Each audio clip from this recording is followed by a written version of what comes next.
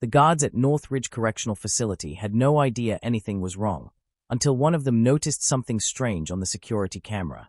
At 3:14 a.m., a man in an orange prison uniform walked calmly across the courtyard, a place no inmate should ever be able to reach without 10 locked gates opening first. He didn't run. He didn't hide. He just walked, like someone taking a quiet morning stroll. And the strangest part, as he reached the final gate, the one with the heavy steel bars, the one watched by alarms, sensors, and cameras, he simply slipped through the shadows and vanished. The camera caught him walking toward the gate. It never caught him walking away. He was just gone. When the guards rushed to the yard seconds later, the gate was still locked. The alarms had never gone off. No tools were found. No wires were cut. No signs of climbing. No guard had opened anything. And every inmate roll call said the same thing. One man was missing, and no one had noticed him leaving. The missing prisoner was named Elias Hart, a quiet inmate who never caused trouble, never asked for anything, and never talked about why he kept staring at the walls like he could hear something inside them. Nobody expected him to escape. Nobody even knew he wanted to. And now the only question everyone kept whispering was, how did Elias walk out of the most secure prison in the state, without anyone seeing how he did it? Before anyone could answer, the prison lockdown alarms exploded through the building, turning the whole place into a storm of shouting guards, slamming doors, and shaking metal. But even in the middle of all that chaos, one guard noticed something that made his stomach drop. In Elias's cell, on his bed, sat a folded piece of paper. Inside it were only 4 handwritten words. "I never left alone." And suddenly, everything became much, much worse. Hours earlier, before the world knew anything was wrong, North Ridge Correctional Facility was quiet. It was the kind of quiet that makes people nervous without knowing why. The kind of quiet that feels like something is waiting. Elias Hart sat on the edge of his bunk, staring at the concrete floor. He was in his mid-30s, with short brown hair and calm blue eyes that made him look more like a school teacher than a convict. He hardly spoke to anyone except a young correctional officer named Daniel Reeves, who often worked the night shift. Daniel liked Elias. He didn't know why. Maybe it was because Elias had this peaceful way of talking, like someone who accepted every part of his life, good or bad, with the same calm breath. But Daniel also sensed something else about him. Something hidden. "Lights out in 5, Daniel said as he walked past the cell. Elias nodded. "Thank you, Officer Reeves." Daniel paused. "You okay tonight? You look focused." Elias smiled a small, strange smile. Some nights are more important than others. Daniel didn't know what that meant, but he felt a tiny chill crawl across his skin. He kept walking. Down the hall, 2 inmates argued loudly about a card game. Another one complained about the cold dinner. A fourth was humming a strange tune that annoyed everyone around him. Normal prison sounds. Normal prison problems. Nothing special. But in Elias's eyes, something was happening. Something he had been planning for a long time. He just wasn't acting like it. When the lights finally clicked off, the entire block fell into a low rumble of talking, coughing, and beds creaking. Elias lay back, hands folded on his chest, and listened. Every sound mattered. Every second mattered. At 11:57 p.m., the prison system performed its nightly shift. Cameras reset. Motion sensors recalibrated. Doors checked their own locks electronically. For exactly 30 seconds, the entire security network ran on automatic transition mode. Most inmates never noticed. Elias always did. He sat up, and he whispered, "It's time." He rose from his bunk, took 3 slow steps toward the cell door, and stopped. His breathing was steady. His heartbeat never changed. If anyone had seen him right then, they would have thought he was simply stretching his legs. But Elias wasn't stretching. He was waiting for something. At exactly 11:58 p.m., the hallway lights flickered. Only for a fraction of a second, but it was enough to make several inmates mutter complaints. Elias smiled. A calm, knowing smile. Then the shadow appeared. It slid across the far wall like smoke, but thicker, darker. It didn't come from any light source, and it didn't match the shape of anything in the hallway. It was simply there, moving, bending, and shifting like something alive. Elias didn't move away from it. He moved closer. The shadow stretched toward him like it recognized him, like it had been waiting. And then, it passed right through the bars of his locked cell door. Elias whispered, "You kept your promise." The shadow pulsed, then slipped across his chest, wrapping him in its cold darkness for less than a heartbeat. Elias didn't flinch, didn't gasp. He simply inhaled slowly, as if letting something familiar settle over him. Then he stepped forward, and stepped through the locked cell door like it wasn't even there.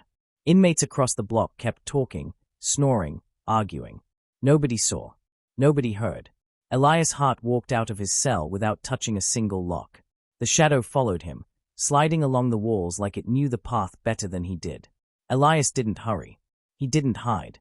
He just walked with confidence, like the entire prison belonged to him. He passed camera 14.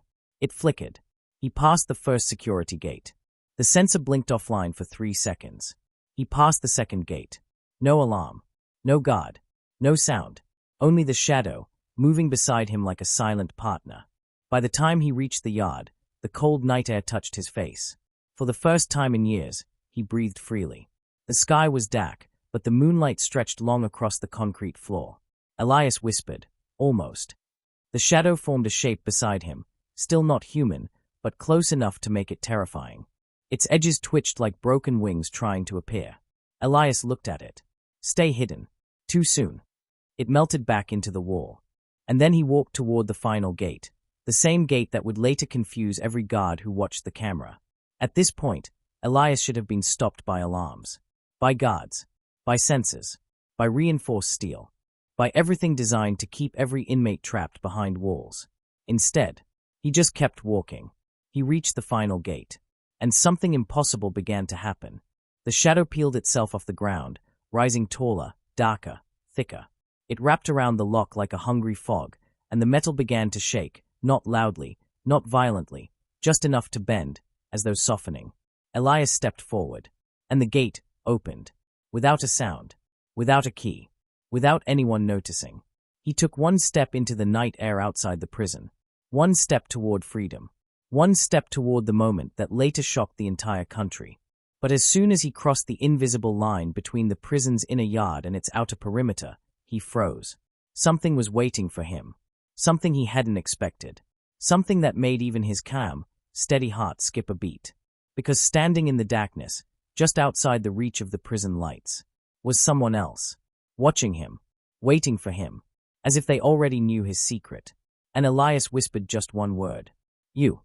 And before the figure could answer, the outer perimeter floodlights exploded on with a blinding white flash, lighting up the entire yard like daytime.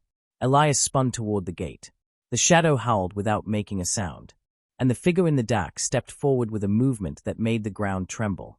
And then everything went wrong at once. The floodlights blasted across the prison yard, turning the night into a harsh white glare. Elias froze in place, his shadow stretching far behind him. The dark shape that had been helping him began to twist and flicker like smoke caught in a strong wind. It wasn't ready for this much light.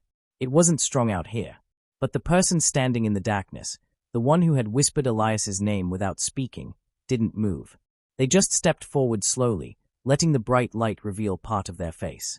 Elias's breath shook for the first time since stepping out of his cell. "Why are you here?" he whispered. The figure finally spoke. A man's voice. Calm. Familiar. "I told you," the man said. "You weren't leaving alone." The shadow behind Elias tightened around his legs like it sensed danger. Elias flicked his fingers slightly, as if calming a frightened animal. "Not now," Elias murmured to it. "Stay close." But the shadow didn't stay calm. It quivered, almost panicking. That's when the alarms began. They didn't start small. They didn't beep. They screamed. A sharp, piercing noise tore through the night as sirens blared across the prison compound. Red emergency lights spun along the wall towers. Guards shouted orders through radios. Heavy boots slammed against metal ladders as officers scrambled into position. And in the middle of it all, in the center of that blinding white yard, Elias Hart and the unknown man stared at each other like the rest of the world didn't exist. The man walked toward him. Slow. Confident. Like he owned the ground. Elias whispered, "You should have stayed away." "And leave you to deal with this alone," the man answered. "You weren't meant to break out without me." Elias's heartbeat finally changed. It sped up. "I had no choice," he said. "The walls were closing in. They were watching me." The man pointed at the twisting shadow behind Elias. "They weren't watching you," he said coldly. "They were watching that." Elias stiffened. "Don't talk about it like that." "It's not a friend," the man said. "It's a door." Elias shook his head. "No. It saved my life. The man stepped closer. Doors don't save people, Elias. They open, and someone, or something, walks through. The shadow hissed silently, rising taller like it wanted to swallow the man whole. The ground around Elias darkened as if the night itself was gathering at his feet. But before anything could happen, drop to the ground. A guard's voice boomed from the tower. A spotlight locked onto Elias, then onto the shadowy figure beside him. The guards couldn't see the shadow yet, not clearly, but they saw Elias and the strange man standing too close to the perimeter. Drop now. Hands above your heads. Elias glanced at the guard tower, then at the man in front of him. We don't have time, Elias said. We never did, the man replied. Elias took a step back, and the shadow wrapped around him protectively. But the man didn't step back. He stepped forward, into the spotlight, raising both hands like he wanted every guard to see him clearly. Don't, Elias warned. The man smirked. They won't shoot me. Elias stared at him. Because they don't know who you are yet. The man's smile faded slowly. Not yet, he said. But they will. Elias didn't understand. Not fully. But he knew something was wrong, very wrong. And then he noticed something strange. The man wasn't wearing an orange prison uniform. He wasn't wearing guard clothes either. He was wearing a simple black jacket, with a badge clipped to the inside pocket. Elias blinked. A badge. The man saw the confusion in his eyes and gently pulled the jacket open just enough for Elias to see. A silver badge. Federal.